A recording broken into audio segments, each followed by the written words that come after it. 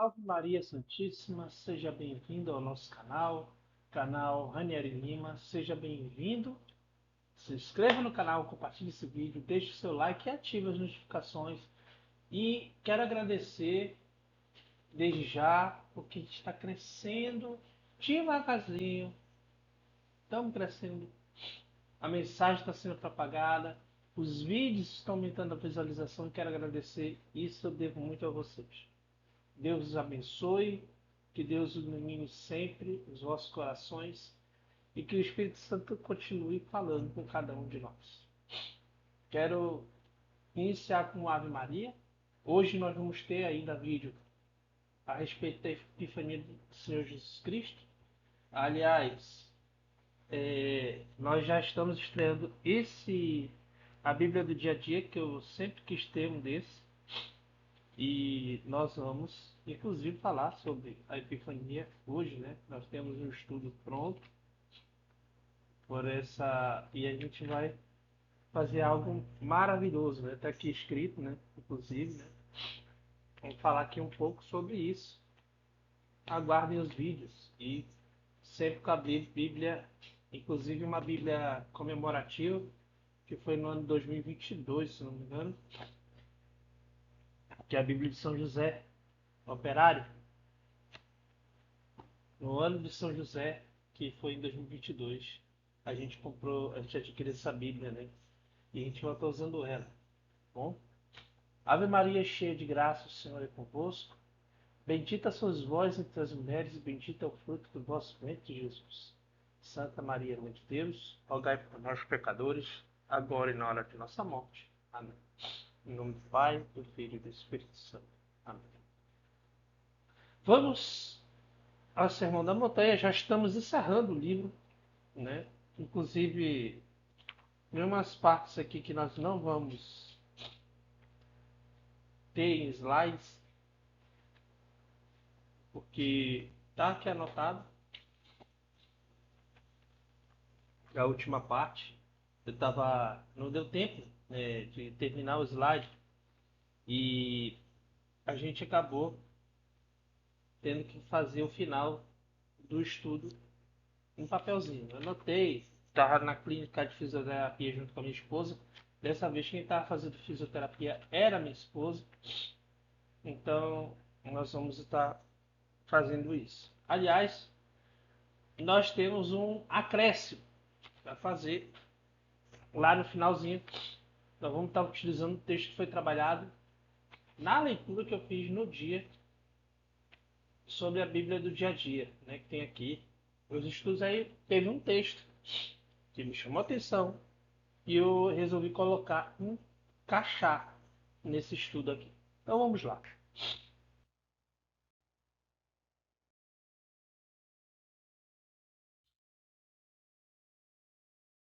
Bom, vamos lá então.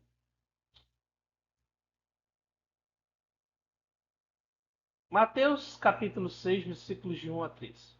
Diz assim: Guardai-vos de fazer vossas boas obras diante dos homens para serdes vistos por eles. Do contrário, não tereis recompensa junto de vosso Pai que está no céu.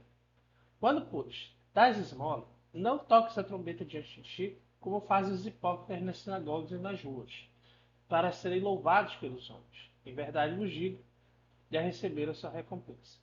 Quando deres esmola, que a tua mão esquerda não saiba o que fez a direita. Assim, a tua esmola se fará em segredo. E o teu pai, que o vê o escondido, irá recompensar-te. Quando orares, não façais como os hipócritas, que gostam de orar de pé nas sinagogas e nas esquinas das ruas para serem vistos pelos homens. Em verdade vos digo, já receberam sua recompensa. Quando orares, entra no teu quarto, fecha a porta e ora a teu pai que é em segredo. E o teu pai, que vê no lugar oculto, te recompensará. Então vamos lá. Nas vossas orações, não multipliqueis as palavras como fazem os pagãos que julgam que serão ouvidos à força das palavras. Não os imiteis, porque vosso Pai sabe o que vos é necessário, antes que vós nos peçais. Eis como deveis rezar. Pai nosso que estás no céu, santificado seja o vosso nome. Venha a nós o vosso reino, seja feita a vossa vontade, assim na terra como no céu. Pão nosso de cada dia nos dai hoje. Perdoai as nossas ofensas, assim como nós perdoamos a quem nos ofenderam. E não nos deixeis cair em tentação, mas livrai-nos do mal. Amém. Palavra da salvação. Glória a vós, Senhor. Então vamos lá. Pureza do coração. Vamos pegar aqui na citação de Santo Agostinho, que quando se fala da pureza do coração, nas beatitudes, que quando purificado serve como olho para ver a Deus. Então é como se a sua vista fosse limpada. Seu coração puro funciona não como uma bússola para todas as decisões, mas como olhos para ver a Deus. Isso aqui é um mistério muito grande, porque existem pessoas que usam o coração como cérebro. E a Bíblia diz que nós temos que purificar o coração para que o coração seja os nossos olhos, para que nós tenhamos visão. E em Provérbios 15, 7, ensina a seguinte lição. Peraí, antes de eu ler. Viver de modo reto e não querer louvor é opor-se à humanidade. Então, o ser humano usa o coração para receber louvores. A Bíblia quer que nós usemos o coração para enxergar Deus. Provérbios 15, 7. Os lábios do sábio destilam saber e não assim é o coração dos incessados. Eclesiástico 37, 26. Há um sábio que é sábio para si mesmo, e os frutos de sua sabedoria são verdadeiramente louváveis. E uma citação de Santo Agostinho é o seguinte: se, pois, os que te conhecem não louvam tua vida exemplar, eles estão errados. Porém, se te louvam, tu corres perigo. Aliás, grande perigo é receber louvores nos dias de hoje. Salmo 33, eu vou abrir aqui na Bíblia porque aí, mais uma vez, houve um problema na edição. Diz assim: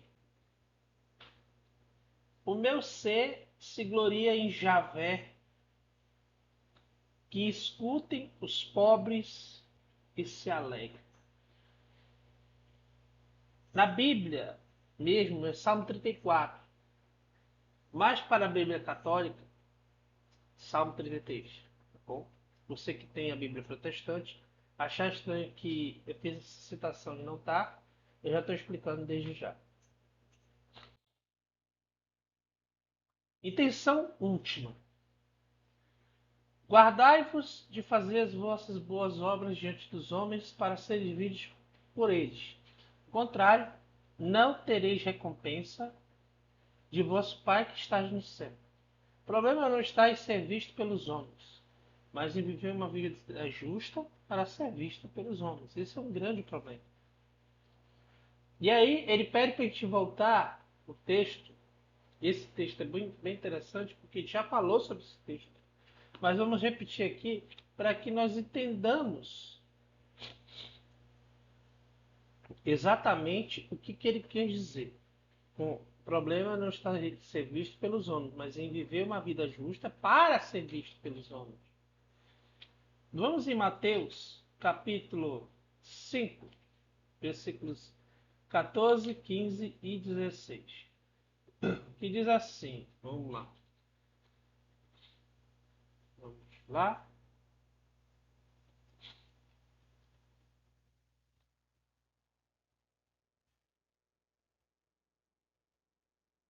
Vocês são luz do mundo.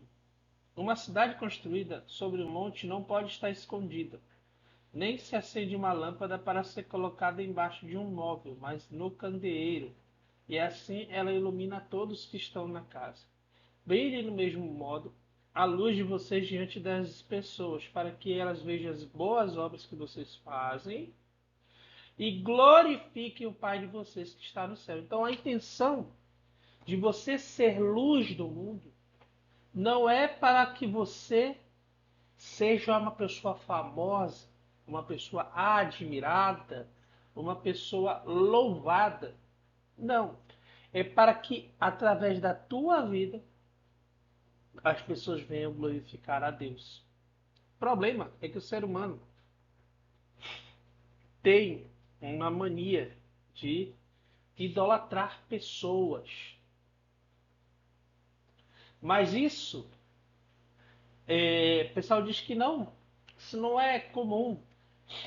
Mas é, porque as pessoas estão sempre fazendo propaganda de si próprias, para que outras pessoas venham admirar a pessoa não pelo que ela é, mas pelo que ela fala de si. E isso por si só é idolatria. E existem hoje muitos mecanismos que levam as pessoas a agir dessa forma.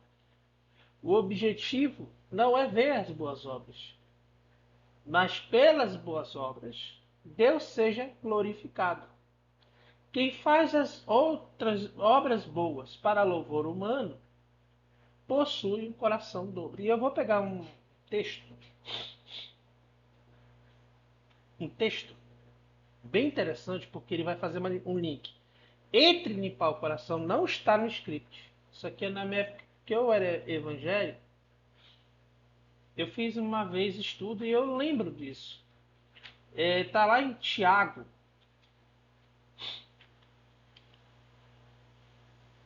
Vou usar um pouquinho da sola escritura. Claro que não, né, gente? Claro que não. É porque esse link, ele faz totalmente essa ligação com o que está sendo falado. É Tiago, capítulo 4. Eu não gosto de ler textos quebrados, até porque eu tenho medo de heresia. Tá bom? Então vamos pegar Tiago 4, versículo 1 até o versículo 12. De onde nascem as brigas e competições que há entre vocês? Acaso elas não vêm dos prazeres que guerreiam nos seus membros? Vocês cobiçam e não possuem. Têm inveja e não conseguem nada. Então brigam e fazem guerra. Vocês não têm porque não pedem.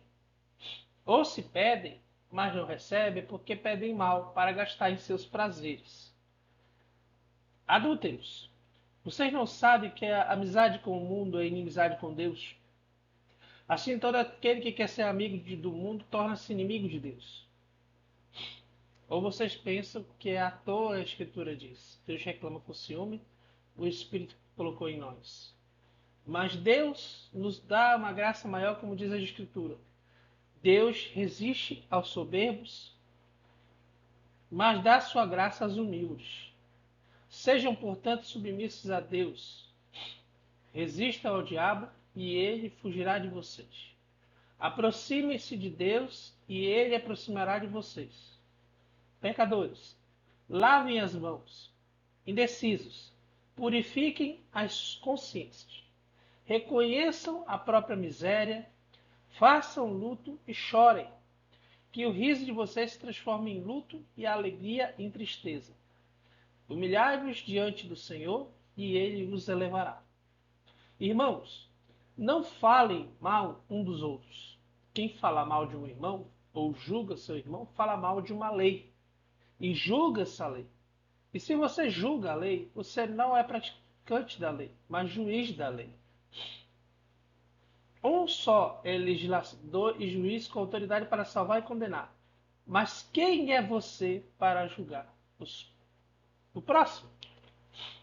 Então, aqui, inclusive, tem uma questão da versão. Vou pegar ali no versículo sobre inversões que eu conheci, fala para limpar o coração, os que têm coração dobre. E aqui a versão fala indecisos. Bom, então, são pessoas que não têm, porque elas fingem ser aquilo que não são. Em Gálatas 1:10, diz assim: é porventura o favor dos homens que eu procuro, ou de Deus?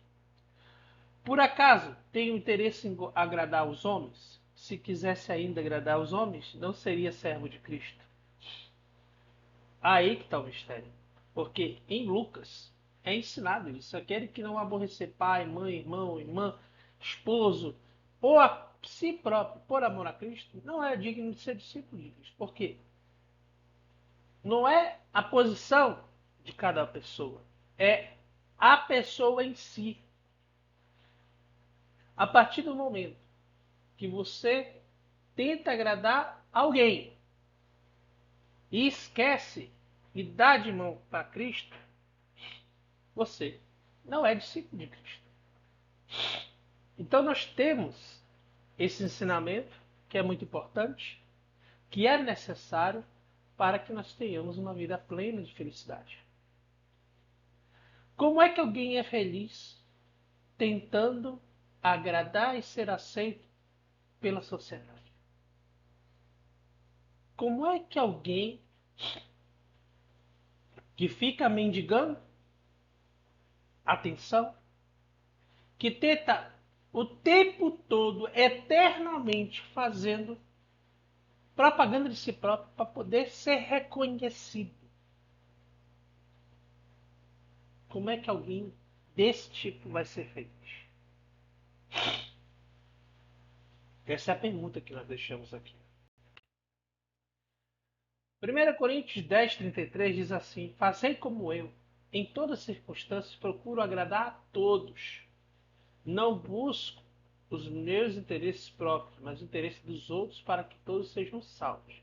Existe uma exceção para que eu agrade alguém. Se aquela situação, primeiro, promova a paz, segundo, promova a salvação. Se não trouxer nenhum nem outro, não faça. Não fazer o bem pensando em ser louvado por homens. O bem é para Deus, cujo amor quer converter a todos os homens. Não é você que vai converter alguém. Não é você que vai converter aquele parente que está precisando de ajuda. É Deus. Aliás, Santo Agostinho é o exemplo vivo disso.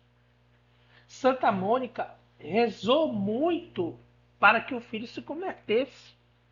Demorou muito tempo, mas aconteceu. O próprio livro de Santo Agostinho relata sobre isso. Esse livro, ele tem a história de Santo Agostinho e ele relata sobre a questão justamente disso, da vida e obra de Santo Agostinho. O quanto que a mãe lutou para converter o próprio filho. E tem uma citação que ele fala que é bem curioso. Gente, eu não ia falar sobre isso. Mas vamos lá. Quantos moços e quantas moças servem a Deus dentro da igreja? Ora, não poderás tu o que podem eles ou elas? Ou acaso a força que tem para fazê-lo vem deles mesmos, do seu Deus? Por que te afirmes em ti, se não és firme? Lança-te nele, e ele te acolherá e te salvará. Isso aqui é tirado do livro Confissões, de Santo Agostinho, que é colocado aqui e enxertado nesse livro aqui, sobre o testemunho de Santo Agostinho. E é interessante isso que a gente possa observar. Isso é interessante. Ok? Então, nós temos justamente esse grande testemunho desse grande homem de Deus que foi Santo Agostinho. E que a mãe dele pagou um preço muito alto para que ele reconhecesse outra. Os estudos de Santo Agostinho são reconhecidos século após século, mas ele não buscou a honra em si próprio. Ele procurou fazer a vontade de Deus. E Filipenses 4,17 diz assim: Não é o donativo que em si mesmo eu procuro, mas sim os lucros que vão aumentando a vosso crédito. Os hipócritas apresentam aos homens algo que não está em seu coração. É puro fingimento. E aí nós temos duas citações. Primeiro em Mateus 6,2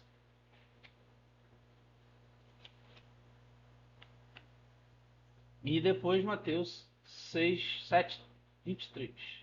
Vamos ler primeiro 6,2.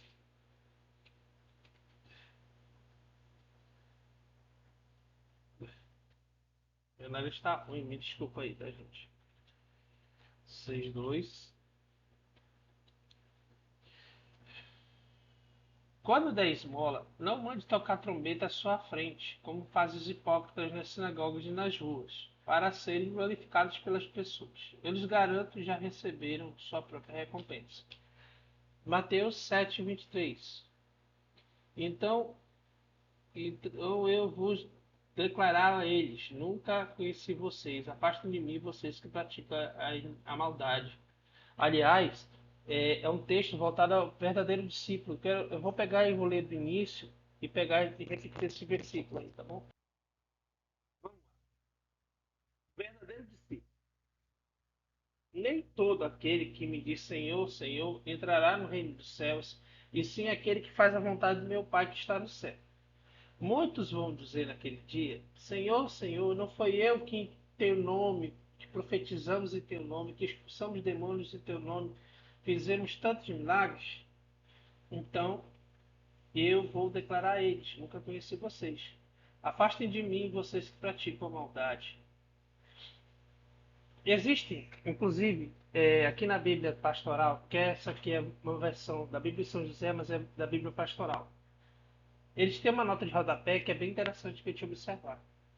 Essas palavras de Jesus provavelmente têm em mente os falsos profetas mencionados nos versículos anteriores, mas se dirige a toda a comunidade dos discípulos. É muito comum pensar que a adesão a Jesus se define como por elemento de ordem litúrgica e ritual, mas o que se confere a eles é o verdadeiro sentido de suas ações que correspondem à vontade do Pai em relação ao mundo. Estes versículos antecipam Mateus 25, 31 a 46, ponto de chegada de toda a proclamação de Jesus, que explicita tudo aquilo que efetivamente importa a Jesus e a seu Pai. O louvor humano não deve ser a finalidade de quem faz o bem. Ele deve ser uma consequência. E quando chega até nós, nós devolvemos ao verdadeiro dono desse louvor, para que os louvadores imitem o que o louvam. Se procuras agradar os homens porque querem que te imitem, então deves fazer o bem não só diante dos fiéis, para que honre a Deus e entre no caminho da salvação.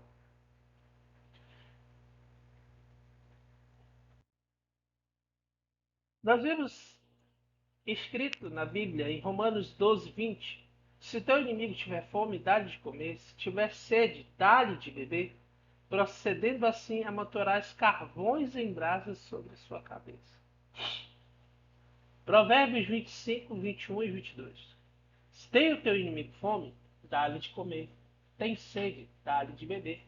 Assim amontoará brasas ardentes sobre a tua cabeça, e o Senhor te recompensará. Não devemos roubar para servir a Deus. Dar esmola não é simplesmente ocultar, assim como mão não significa simplesmente esposa. Ele está falando isso porque existia essa interpretação, que a mão esquerda representa, perdão, a esposa. A esquerda, a mão esquerda aqui, significa o simples ato de se deleitar com o outro. Vamos pegar aqui versículo 2 ao 4, a gente entender mais ou menos o que ele quer dizer. Quando, pois, dás esmola, não toques a trombeta diante de ti, como fazem os hipócritas nas sinagogas e nas ruas, para serem louvados pelos homens. Em verdade vos digo que já receberam sua recompensa. Quando deres esmola, que a tua mão esquerda não saiba o que a direita fez. Assim tua esmola se fará em segredo, e teu pai que vê em segredo, e vês escondido, irá recompensar-te. Aliás, é a recompensa que nós queremos, é a recompensa de Deus, que é a recompensa perfeita. E a maior recompensa, nesse caso, como ele é um ato de misericórdia, é que Deus seja misericordioso conosco. Nós temos que tirar os olhos de receber recompensas nessa vida. Porque toda vez que você liga o seu coração em receber recompensa nessa vida por tudo que você pratica de bom, você pode se decepcionar, porque nem sempre é a resposta que você quer, mas é a resposta que você precisa. Eu quero pedir desculpa desde já, porque realmente meu nariz não está bom, mas vamos gravar mesmo assim. Vamos parar, se tiver com algum problema nós vamos dar tendo uma paradinha. Se tiver o corte no vídeo, você já sabe o que é. Esmolas. Não dê esmolas esperando louvores humanos. A mão esquerda, me desculpa não ter colocado, né? Mas é a mão esquerda, não é a esquerda, tá? Isso não é política. A mão esquerda significa deleite derivado do louvor. O desejo do louvor humano não deve invadir a tua consciência quando dás esmola em cumprimento de preceito divino. Muitas pessoas aumentam seus próprios feitos se a mão direita. Então, a mão esquerda se considera as coisas visíveis e temporais. Tá? Então, tem essa questão.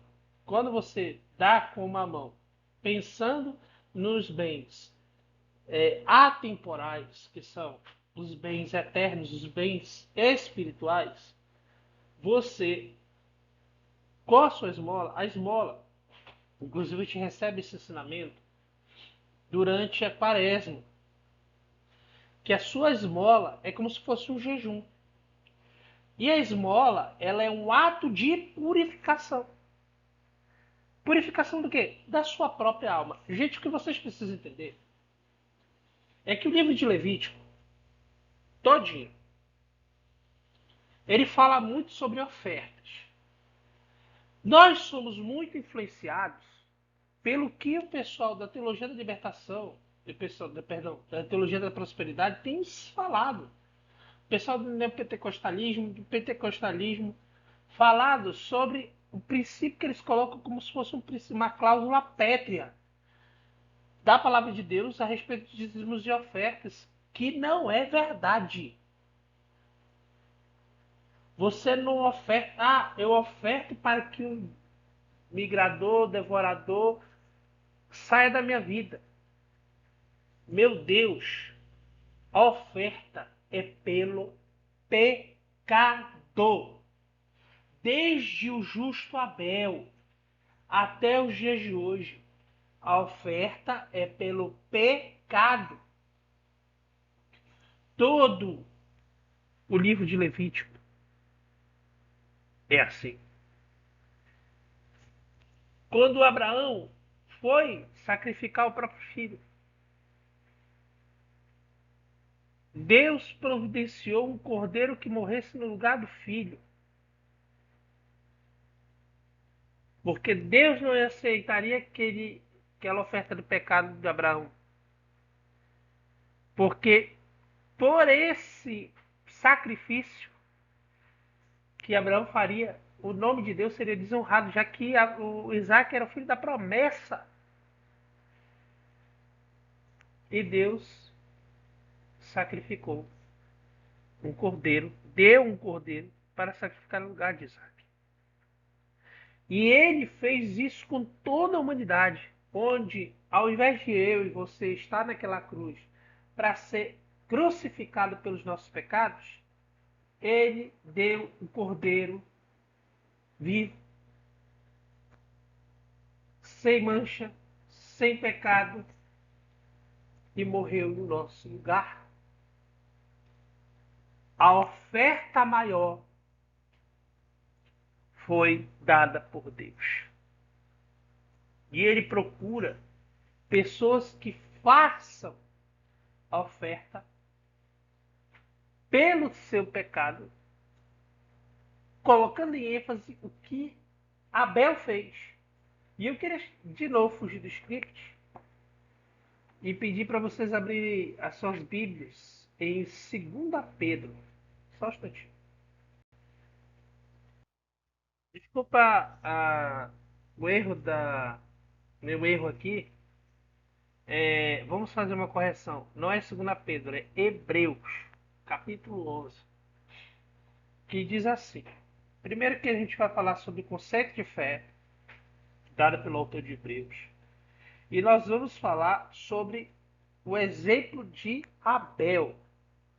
E depois eu queria dar um pulinho lá em Abraão. Tá bom? Vamos lá. O que é a fé? A fé é a firme garantia do que se espera e a prova do que se não vê. Versículo 2. Por causa da fé, os antigos foram aprovados por Deus. Pela fé, compreendemos que o mundo foi formado pela palavra de Deus. Foi assim que de coisas invisíveis se originou o que vemos. Pela fé, Abel ofereceu a Deus um sacrifício melhor do que o de Caim.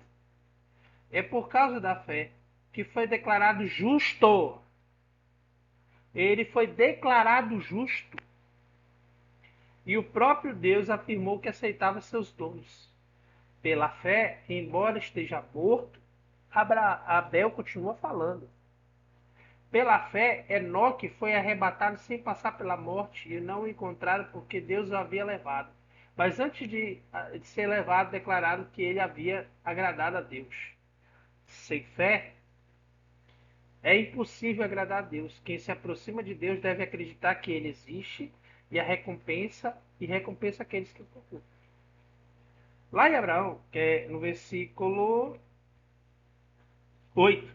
Pela fé, Abraão obedeceu ao chamado do partir para o país que haveria de receber como herança, e partiu sem saber para onde ia. Pela fé, ele foi morar como estrangeiro na terra que lhe haviam prometido, e habitou nas tendas com Isaque e Jacó, herdeiros da mesma promessa. Pois Abraão esperava a cidade construída sobre alicerces, cujo arquiteto e construtor é o próprio Deus. Pela fé, também Sara, embora em idade avançada, recebeu vigor para conceber, porque acreditou na fidelidade de Deus e lhe havia prometido, assim de um só, que estava praticamente morto, foi gerado uma multidão como as estrelas do céu e como a areia incontável da praia. Versículo 17. Pela fé, Abraão, tendo sido provado, ofereceu Isaque seu filho, justamente aquele do qual lhe haviam feito essa promessa. Isaque vai continuar a descendência de você. Porque Abraão considerou que Deus tinha poder também para ressuscitar os mortos. E assim, Abraão recuperou o filho. E isso se tornou um símbolo. Tá? E é isso. Ele não teve medo de sacrificar aquilo que Deus prometeu. E nós fazemos isso todos os dias quando nós perdoamos aqueles que nos têm ofendido. Tem isso. Mateus 6,5 diz assim: quando orares, não façais como os hipócritas, que gostam de orar em pé nas sinagogas e nas esquinas das ruas, para serem vistos pelos homens. Em verdade vos digo que já receberam essa recompensa. Quando orares, entra no teu quarto, fecha a porta e ora a teu pai em segredo. E teu pai, que vê no lugar oculto, te recompensará. Aliás, logo no início da minha caminhada como católico, eu li ali na passagem de Santo Rosário, lá de São Luís Maria de Grignon, que fala uma coisa muito forte de Montfort. Muito forte, que é o seguinte: por que nós temos que rezar o Pai Nosso e a Ave Maria? Porque são palavras santificadas. Nenhuma oração que eu fizer é melhor do que o Pai Nosso. Até porque, de acordo com Santo Agostinho, existem 7 pedidos. E preparem que vai ter um vídeo sobre os 7 pedidos, tá bom? Vai ter um vídeo sobre os 7 pedidos, nós vamos analisar passo a passo. A gente vai fazer isso no vídeo de hoje, mas vamos fazer passo a passo, dentro dessa visão, no próximo vídeo, né? No próximo vídeo desse estilo aqui. Nós vamos fazer um vídeo explicando sobre os 7 pedidos encontrados no Pai Nosso. Então, Pai Nosso e Ave Maria, ele tem um poder sobre o inferno. Então o inimigo não pode combater contra essa oração. Continuando. Oração como um ato de bondade. Não busquemos como recompensa o louvor humano. Salmos 4:5 diz assim: Tremei, mas sem pecar. Refleti em vossos corações, quando estiverdes em vossos leitos. E calai. Não adianta entrar no teu quarto e deixar a porta aberta para curiosos, para que o pessoal entre e veja você orando. Não, faça isso com sigilo. Outra coisa, quando ele fala refletir em vossos corações, só é possível fazer essa reflexão aqueles que transformaram o seu coração em olhos espirituais e não em cérebro humano. Não importa o que está fora do seu quarto. Tudo que é exterior é temporal. E naquele momento de oração, os seus olhos passam a ser o seu coração. Por isso que é interessante você fechar os olhos enquanto ora. Porque você fecha os olhos físicos e abre os olhos espirituais que estão no seu coração. É típico do hipócrita exibir-se na oração. Os pagãos pensam que serão ouvidos se usarem muitas palavras. Se preocupe em refinar a língua ao invés de purificar o espírito. E só se purifica o espírito aqueles que têm coração puro. As muitas palavras não ensinam a ninguém, pois Deus tem um contato objetivo. Deus, quando ele fala de forma objetiva. Devemos nos apresentar a Deus com amor puro e afeição simples, ou seja, com nossa intenção mental. Deus está sempre pronto a dar, mas nós nem sempre estamos prontos a receber. Aliás, Tiago fala muito bem sobre isso, né? Que pedis mal porque não sabeis pedir. Tem coisas que o seu coração não está vendo. Pacificar e purificar o nosso coração é o objetivo da oração, tornando-nos capazes de receber as dádivas divinas que nos são difundidas de modo espiritual. A oração é a conversão do coração àquele que está sempre disposto a dar. Nessa conversão, purifica-se o olhar interior, que vem do coração. Deixando de desejar as coisas temporais, você fecha os olhos físicos para abrir os olhos espirituais, para que possa suportar a luz espiritual. Quando Moisés chega na sarça ardente, por que ele tem dificuldade para enxergar? Por causa da luz. Por que quando Moisés desce com o rosto resplandecente e as pessoas não conseguem olhar para ele? Por causa da luz espiritual. O olho físico não suporta a luz espiritual. O que nós devemos pedir em oração, então? Como eu disse para vocês, dei um spoiler aqui. Existem 7 pedidos dentro da oração do Pai Nosso. Existe uma ligação entre o Pai Nosso e as manifestações do Espírito Santo. E foi tão bem calculado, isso que Jesus falou, que são 7 pedidos, para um pedido para cada manifestação. E a gente vai falar isso no próximo vídeo, não nesse. A gente vai fazer um estudo sobre isso. Mas o que a gente pode adiantar é que cada manifestação do Espírito Santo é pedida no Pai Nosso. Isso torna essa oração perfeita. Então, toda vez que você ora o Pai Nosso, a manifestação total do Espírito Santo vem na sua vida. Mas isso vai depender de onde está o seu coração. Ou melhor, de como você encara a oração.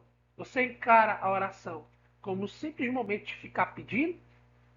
Você encara a oração como um momento de se exibir? Ou você encara a oração como um ato de contrição? onde você desesperadamente oferta aquilo que você tem para que Deus tenha misericórdia de ti. Você clama pelo Espírito Santo em sua totalidade. E isso atrai a ação plena do Espírito Santo. Como em todo pedido, devemos primeiro captar a benevolência do outro. Quem é esse outro? É o Deus Todo-Poderoso. É o Deus Pai, que você clama no início como Pai nosso que estás no céu. Você está louvando a Deus e depois desse louvor a Deus, você, por intermédio do Filho, começa a fazer os 7 pedidos, pedindo a manifestação total do Espírito Santo.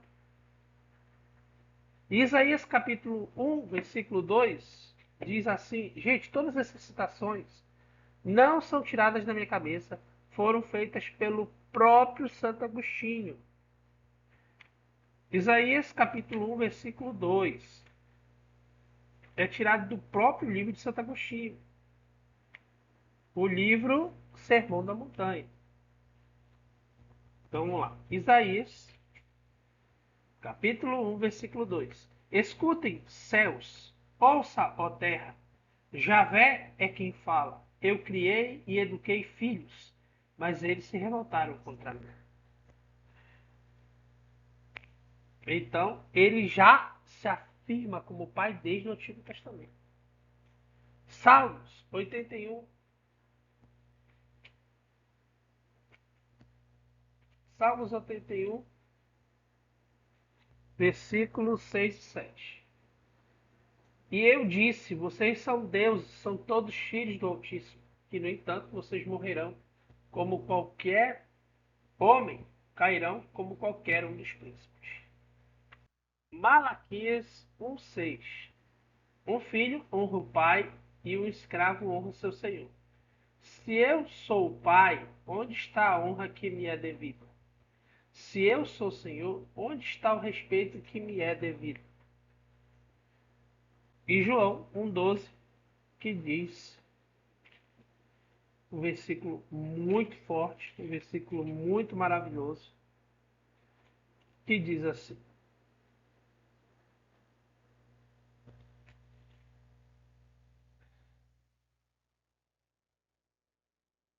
ela, porém, deu o poder de tornarem-se filhos de Deus a todos aqueles que a receberam, isto é, aqueles que acreditam em nome dela. Dela o quê? A palavra. Vamos lá, vamos seguir em diante. Romanos, capítulo 8, versículo 17 e 23. Então vamos lá. É uma dádiva que a gente recebe quando a gente chama Deus de Pai Nosso. E diz assim: e se filhos também herdeiros, herdeiros de Deus e co-herdeiros de Cristo, contanto que soframos com Ele, para que também com Ele sejamos glorificados. Aliás, antes de eu ler o versículo 23, nós também somos filhos de Nossa Senhora. Não só ela, como nós também temos as primícias do Espírito. Gememos em nós mesmos, aguardando a adoção e a redenção do nosso corpo. Pai Nosso, ele estimula a caridade, pôs-se numa postura de súplica confiança em sermos atendidos, deixando o Espírito alerta. Quando você fala estar no céu em relação ao Pai, quer dizer que ele está nos santos e nos justos. Como diz no Salmos 33:19, o Senhor está perto dos contritos de coração e salva os que têm espírito abatido. Então, é uma referência bem clássica. A distância entre Deus e nós é a mesma distância entre o céu e a terra. Então, por isso que ele faz essa interpretação, Santo Agostinho, onde ele diz que Deus, ao mesmo tempo que está numa distância tão grande, ele está entre nós. Ele está em todos os lugares. Ele é onisciente, onipotente, onipresente.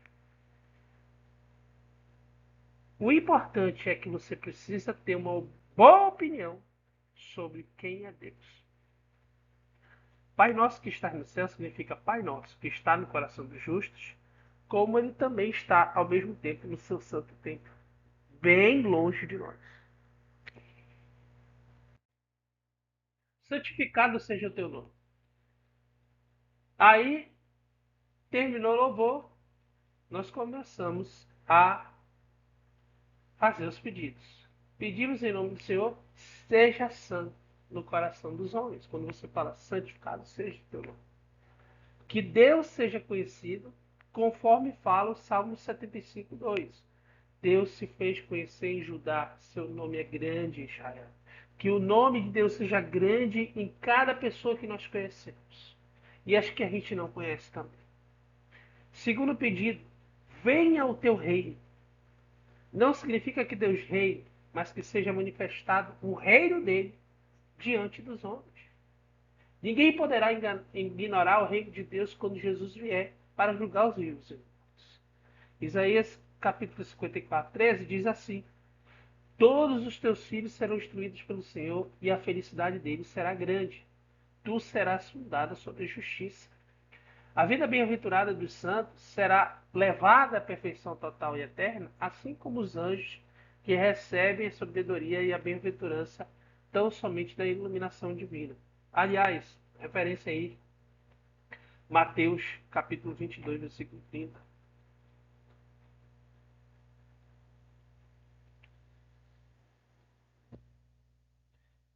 Porque na ressurreição nem eles se casam, nem elas se dão em casamento, mas todos são como os anjos do céu. É a promessa de Deus para nós. Terceiro pedido, que a vontade de Deus se cumpra em nós, seja feita a tua vontade, assim como se cumpre nos anjos que o adoram.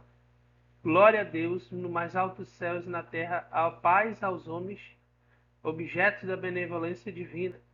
Lucas 2,14. Que os preceitos do Senhor sejam obedecidos na terra como é no céu. João 4,34. Disse-lhe Jesus: meu alimento é fazer a vontade daquele que me enviou e cumprir sua obra. Se eu der testemunho de mim mesmo, não é digno de fé o meu testemunho. Diz lá João capítulo 5, 31. E em Mateus capítulo 12, versículo 49 e 50, diz assim: e apontando com a mão para os seus discípulos, ele disse, acrescentou: eis aqui minha mãe e meus irmãos. Todo aquele que faz a vontade de meu Pai que está no céu, esse é meu irmão, minha irmã e minha mãe. Observe que ele não descarta a mãe dele. E muita gente descarta a mãe de Jesus. Se nessa declaração ele não descarta a mãe dele, quem é você para descartar a mãe de Deus? Assim na terra como no céu é um outro pedido. A terra representa os pecadores e o céu representa os santos. É uma primeira tradução. É uma oportunidade de você orar pelos seus inimigos e pelos seus opositores. Então, Jesus está todo no ensinamento a respeito de orar sobre os seus inimigos. Em Mateus 25, 32 e 33. E antes de eu fazer a citação, lembre-se que orar pelos seus inimigos não é orar contra. Isso é agouro. Não é orar contra. Mateus 25, 32 e 33. Todas as nações se reunirão diante dele e a separará uns dos outros, como o pastor separa as ovelhas dos cabritos. Colocará as ovelhas à sua direita e os cabritos à sua esquerda.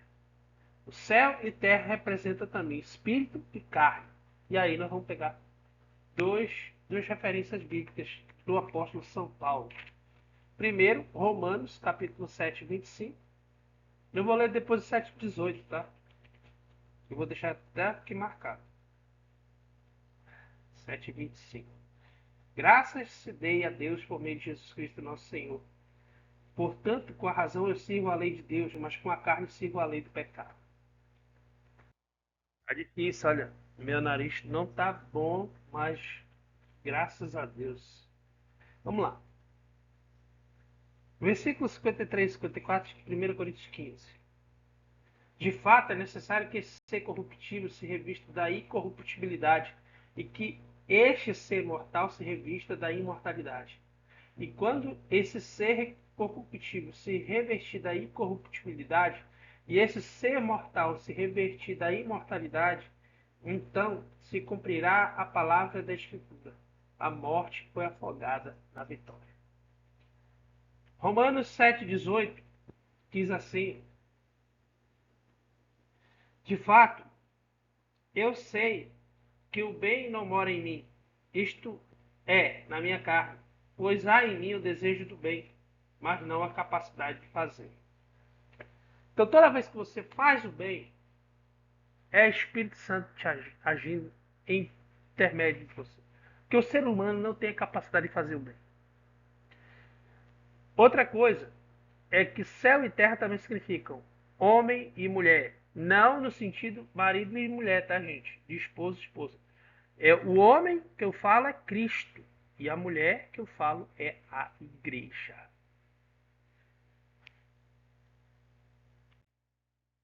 E aqui nós vamos pegar trechos do livro de Santo Agostinho. Dá-nos o pão de cada dia. O quarto pedido é: dá-nos hoje o pão de cada dia.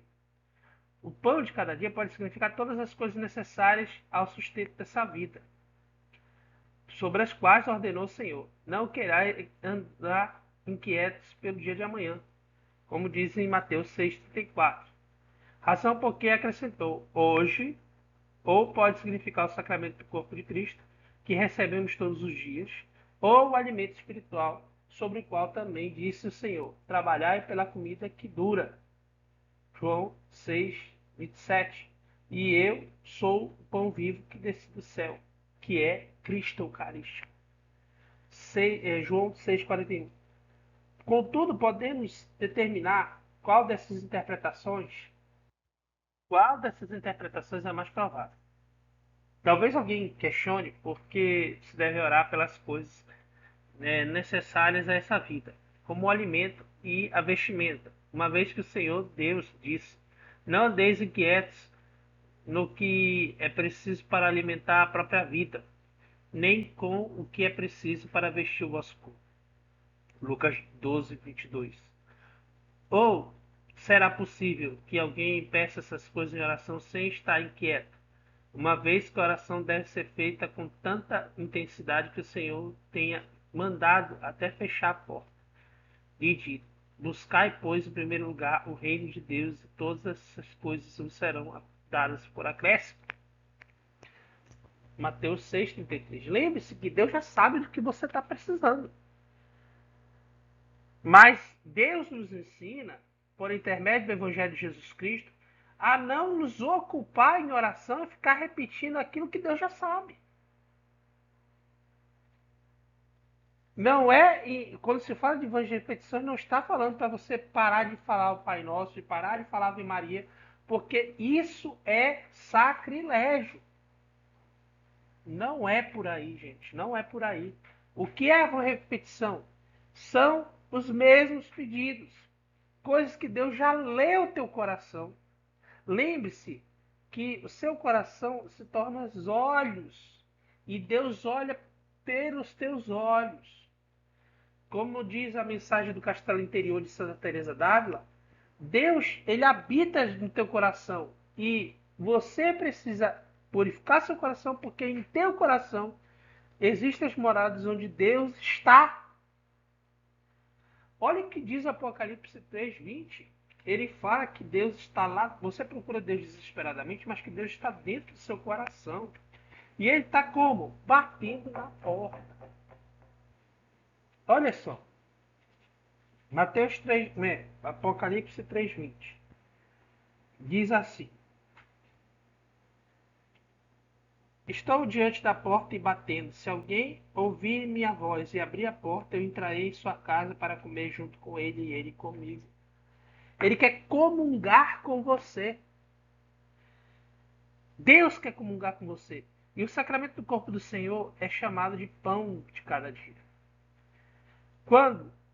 Enquanto se interpretar o pão como sendo o corpo do Senhor, os cristãos do Oriente levam a objeção de que não tem a prática de comungar todos os dias na ceia do Senhor. E se calem e não defendam sua opinião como a sua única verdadeira só porque faz essas coisas sem escândalo. ou porque os clérigos não proíbem nem condenam quem não lhes obedece. Portanto, naquela região onde não se entende pão de cada dia, pois quem não recebesse esse pão todos os dias poderia ser acusado de pecar. Contudo, como disse, não nos entendendo dessa discussão, devemos concluir que o Senhor nos deu o modelo de oração que não pode ser alterado, nem seja por acréscimo, seja por subtração.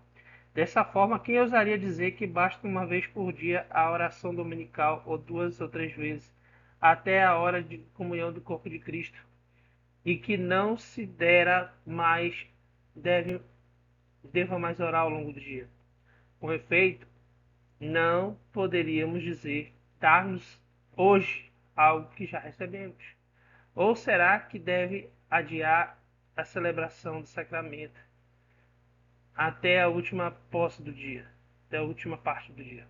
A palavra de Deus, ela é também o pão de cada dia, né?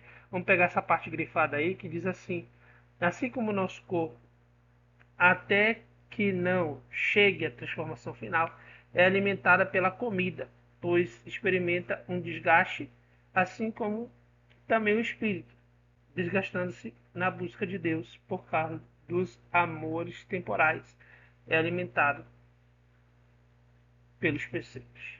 Então, os preceitos da palavra de Deus também servem como alimento. O próprio corpo de Cristo também serve como alimento.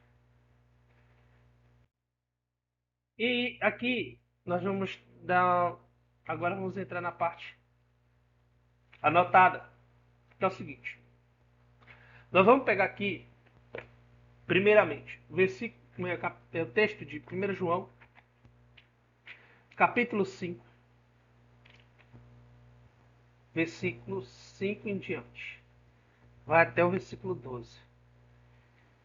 Maravilhoso esse texto. Por isso que eu peguei e resolvi falar aqui com vocês a respeito desse texto aqui. Quem é que pode vencer o mundo a não ser quem acredita que Jesus é o Filho de Deus? Este é aquele que veio através da água e do sangue, Jesus Cristo, que não veio só através da água, mas através da água e do sangue. E o Espírito é quem dá testemunho, pois o Espírito é a verdade. Pois são três que dão testemunho: o Espírito, a água, o sangue, e os três estão de acordo entre si. Se aceitam o testemunho humano, sabemos que o testemunho de Deus é maior. E este é o testemunho de Deus. Ele deu testemunho a respeito do seu Filho. Quem acredita no Filho de Deus tem um testemunho dentro de si. Quem não acredita em Deus faz dele um mentiroso, porque não acredita no testemunho que ele deu em relação ao seu Filho. E o testemunho é esse: Deus nos deu a vida eterna e essa vida está em seu Filho. Quem tem o Filho tem a vida. Quem não tem o Filho de Deus não tem a vida. Palavra da salvação. Glória a você. Então, a Bíblia chama o pecado de dívida, conforme nós vamos ver em Mateus 5:26. Vamos lá. 5:26. É antes do ensinamento sobre a oração. Mateus 5:26. Todas essas análises aqui são tiradas do livro ainda de Santo Agostinho, tá bom? 5:26. Eu lhe garanto, daí você não sairá enquanto não pagar até o último centavo. Então, é dívida. É dívida. Dá uma observada também em Lucas, capítulo 13, versículos de 1 a 5. Hoje eu tô rápido, hein?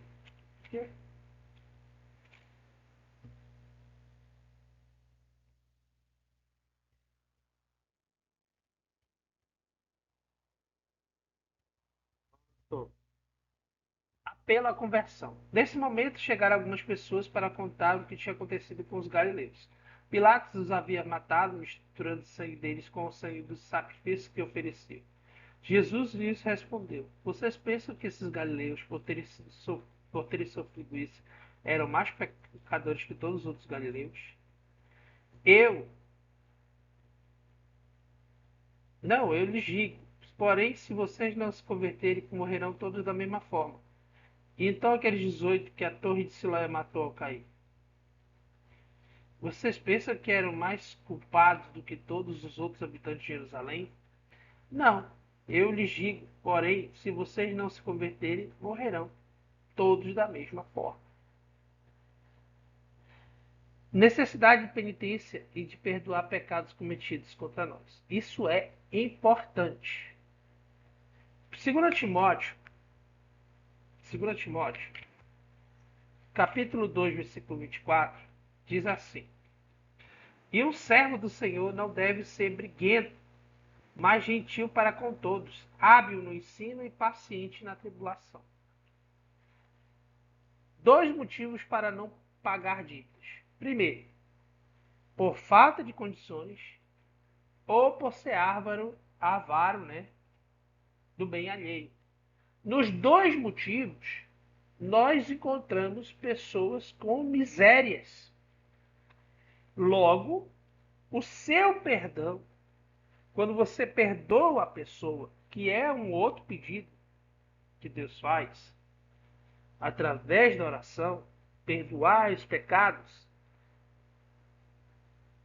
é uma esmola que deve ser feita. Essa esmola salva vidas, muda destinos. Para poder você ser perdoado, você precisa perdoar ao máximo. Outro pedido que é feito em oração é levar à tentação. Você é levado à tentação.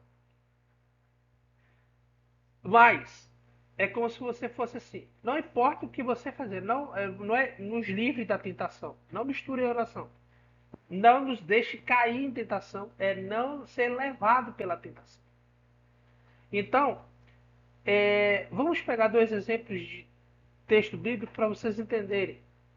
Eclesiásticos, capítulo 34, versículo 11. Gente, Eclesiástico é um daqueles livros que nós, ex-protestantes, não conhecemos profundamente. Mas olha o que eles citam. Tenho visto muitas coisas em minhas viagens, e meus conhecimentos vão além das minhas palavras.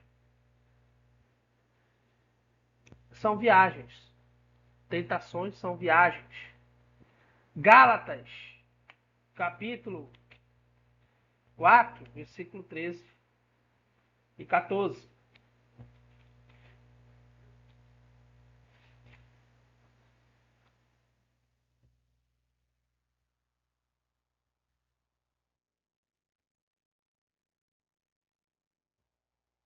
E vocês sabem que foi por causa de uma doença física que lhes anunciei o Evangelho pela primeira vez.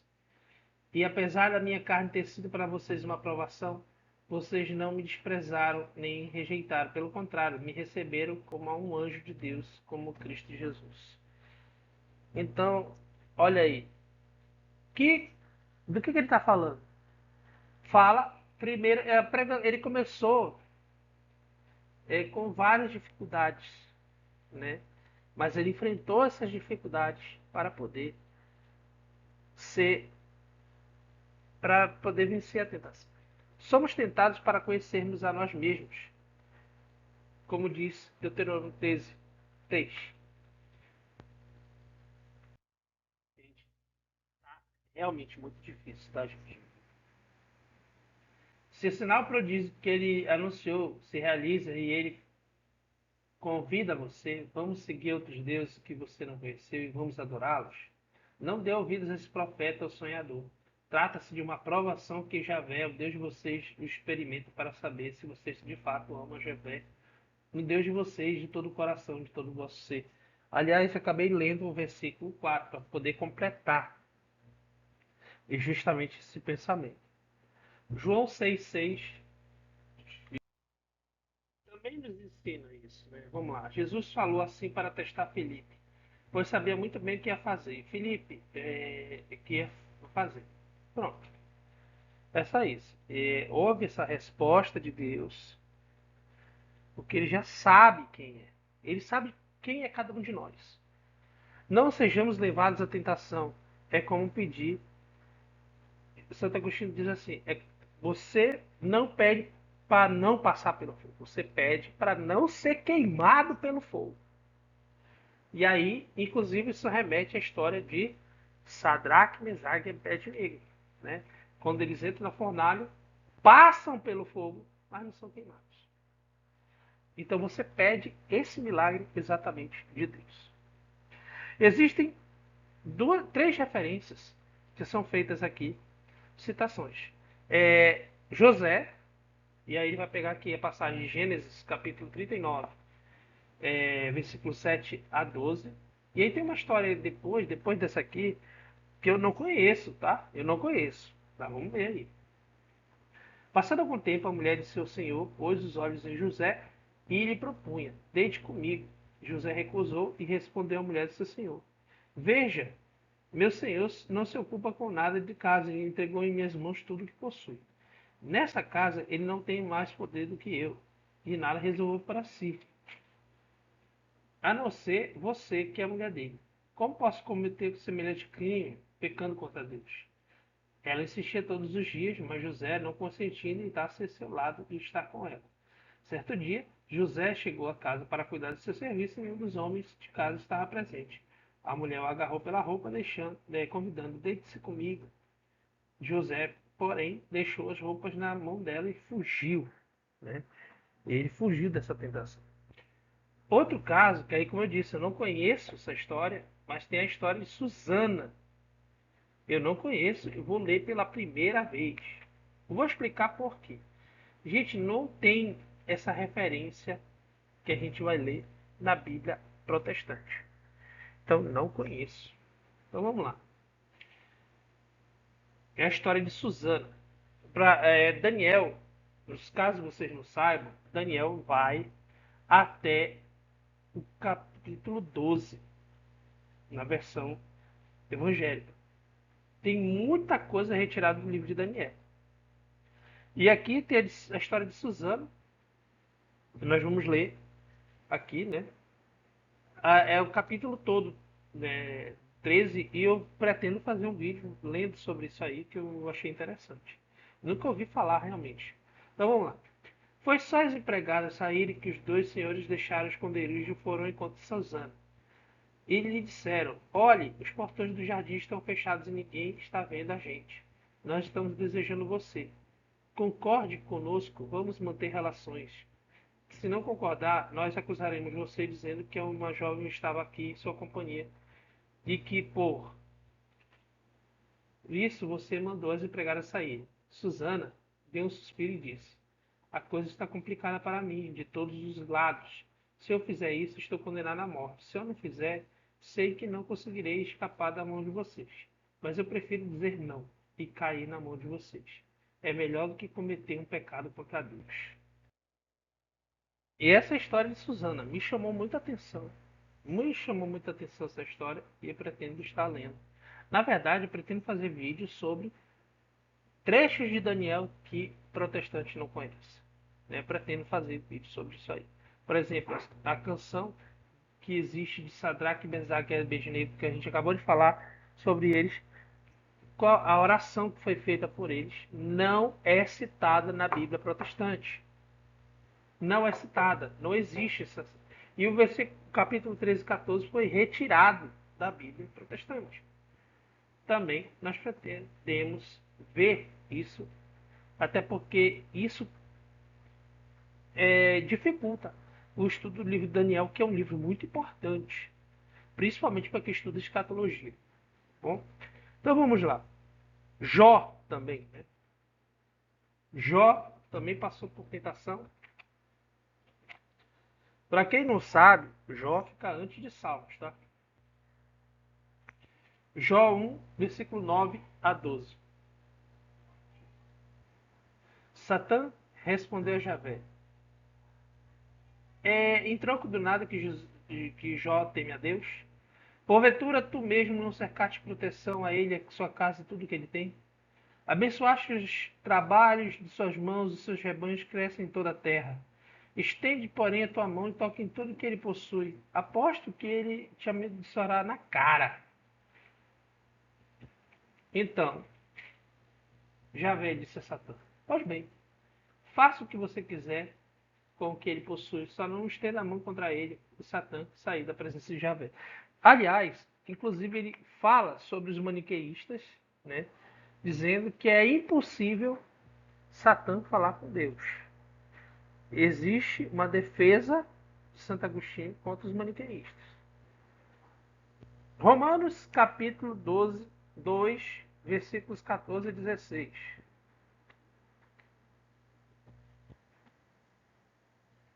Temos que tomar cuidado com o maniqueísmo, que ele é muito influente até os dias de hoje. Assim, quando as nações, não tendo lei, fazem naturalmente o que a lei manda, mesmo não tendo lei, são lei para si mesmos. Eles mostram a obra da lei gravada em seus corações, e sua consciência e seus pensamentos dão testemunho disso, acusando-os ou defendendo-os. No dia que Deus, de acordo com o meu evangelho, julgará o segredo dos homens por meio de Jesus Cristo. Toda alma racional entende alguma verdade mediante raciocínio e cogitação. Gente, a minha letra tá muito ruim demais, né, gente? Mas vamos tentar aqui. Se eu não estou conseguindo ler direito a minha letra, imagine os outros, né? Que é atribuída à luz da verdade, que ilumina para que entenda alguma verdade.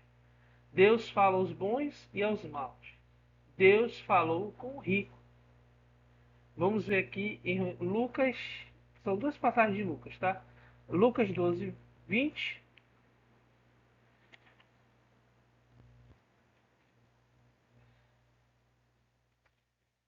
Para quem acredita que Deus só fala com gente boa.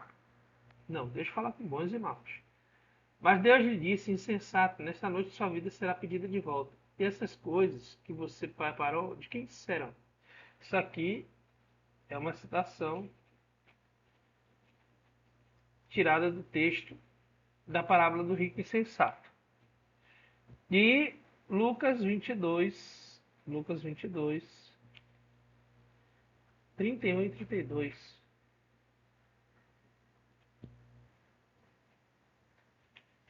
Onde Deus fala com Simão. Simão, Simão, eis que Satanás pediu permissão para peneirar vocês, como trigo. Mas eu rezei por vocês para que a sua fé não enfraqueça. Quando, porém, vocês se converterem, fortaleça seus irmãos. Aliás, é a missão daquele que prega o evangelho.